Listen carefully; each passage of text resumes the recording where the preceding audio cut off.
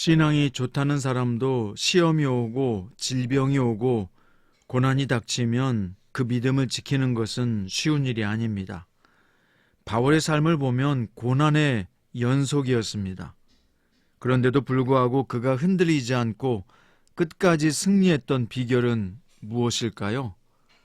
죄악된 삶에서 돌이켜 복음의 사역자가 된 바울의 간증에 보면 그 비결이 담겨 있습니다.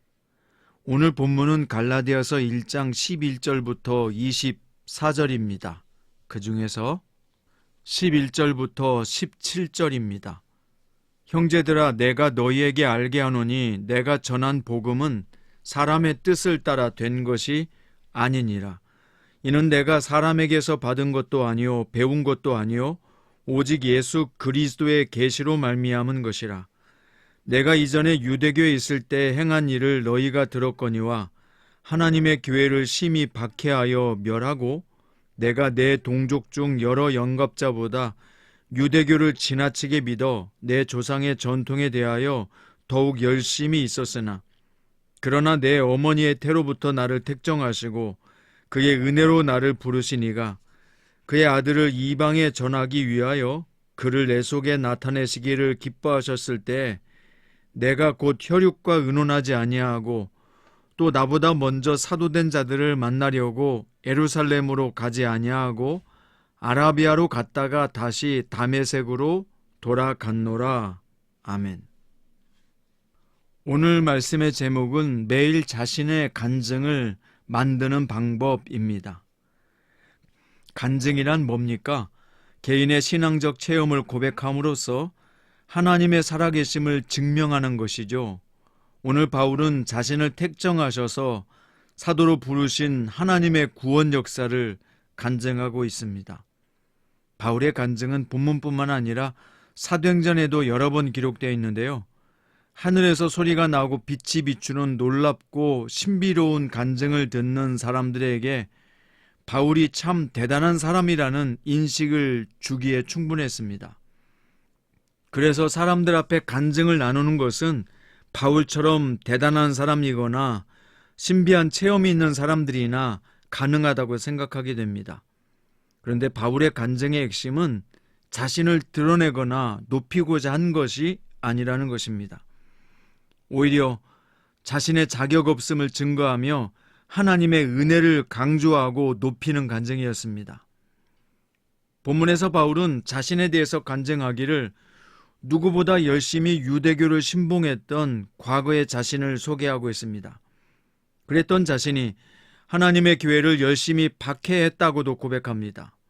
그런데 하나님은 이런 바울이 태어나기 전부터 은총으로 택하셔서 불러주셨다. 그래서 15절에 그러나 내 어머니의 태로부터 나를 택정하시고 그의 은혜로 나를 부르시니가 라고 고백했습니다. 사람을 바꾸는 하나님의 역사는 바울의 삶을 180도 완전히 변화시켰고 그는 이방인의 사도가 되게 하셨습니다. 그러니까 자신이 태어나기 전부터 하나님이 은총으로 택하시고 불러주셨다. 이것을 소명이라고 하는데 그 부르심의 소명을 깨닫는 사람은 확고한 믿음을 갖게 됩니다. 확고한 부르심의 은혜를 믿는 사람은요, 어떤 어려움이나 고난의 파도가 와도 믿음으로 그것을 헤쳐나갈 수 있게 됩니다. 오늘 여러분을 부르신 분이 예수 그리스도이시고 예수님은 여러분과 저를 어머니의 태로부터 은혜로 부르셨습니다. 그것을 확신하시기 바랍니다. 유명했던 간증자들이 종종 변질되는 경우를 보게 되는데요. 처음에는 순수하게 하나님만을 높이다가 나중에는 자기를 높이고 자기의 능력을 높이고 자기의 실력을 높이는 경우가 많습니다. 그렇게 변질되어 가는 것입니다. 근데 바울의 삶을 보면 그런 변질이 없었습니다. 바울은 영적으로 엄청난 체험을 했고 또한 자기의 전하는 것을 통해서 수없이 많은 사람들이 변화되어 가는 것도 보았습니다. 그런데도 불구하고 바울이 한결같이 믿음으로 담대하게 싸우고 승리한 비결이 뭘까요?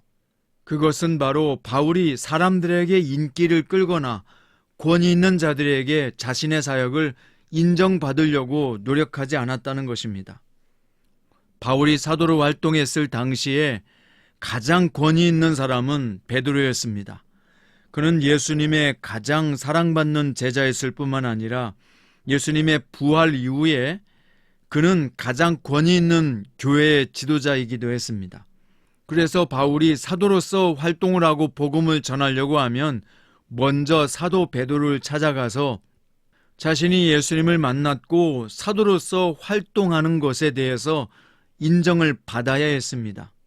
하지만 그는 어떤 사도도 만나지 않았고 그들에게 인정받으려고 하지도 않았습니다. 오히려 바울은 예수님을 만난 후에 아라비아 사막에 가서 3년의 시간을 보냈습니다. 바울은 그곳에서 이미 잘 알고 있다고 착각한 구약의 말씀 안에서 예수님을 새롭게 만났습니다. 그리고 이제까지 자기가 살아온 교만한 삶을 회개했습니다. 사랑하는 성도 여러분, 우리의 삶의 키는 우리 자신이 아니라 주님이십니다. 그러므로 주님이 나의 삶의 키를 잡게 내드려야 합니다. 그래야 우리의 삶이 매일 주님께로 향할 수 있고요. 주님께서 키를 잡으시면 인생이라는 배는 결코 파선하지 않을 수 있습니다.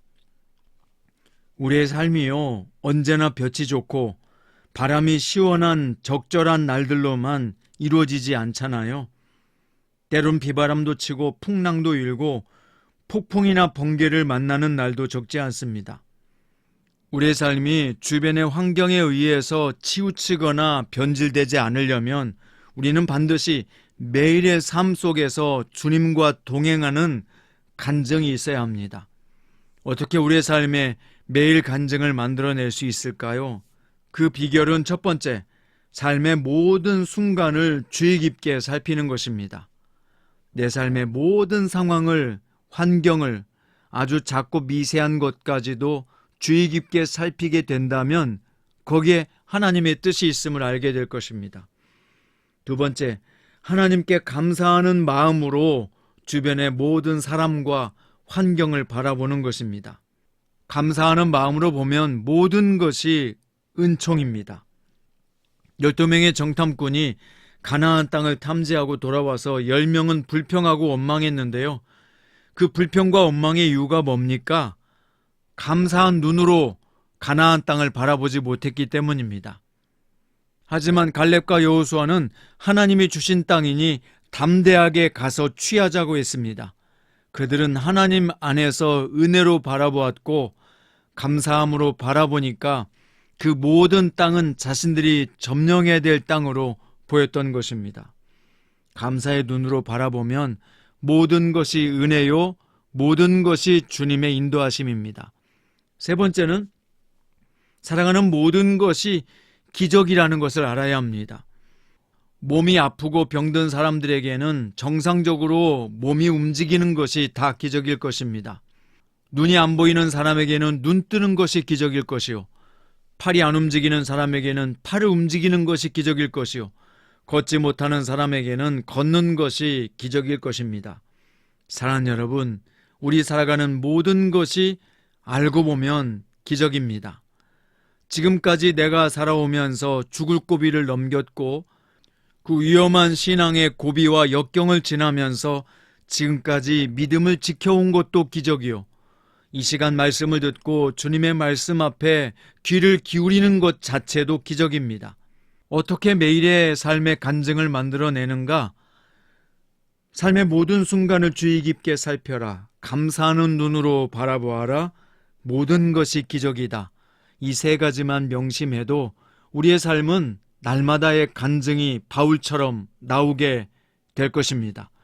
오늘 또 주님 안에서 주님을 높이는 아름다운 간증으로 가득 채워지시기를 우리 주 예수님의 이름으로 축원드립니다.